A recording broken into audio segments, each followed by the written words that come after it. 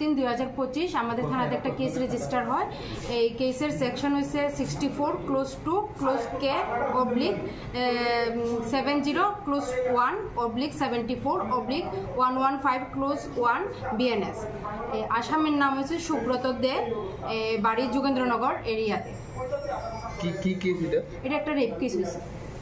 মানে একজনের বিরুদ্ধে নাকি? না, একজনের বিরুদ্ধে না, 6 জন। মানে গণধর্ষণের একটা?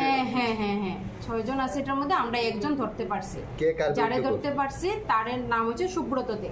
কে কার বিরুদ্ধে করছে কেসটা?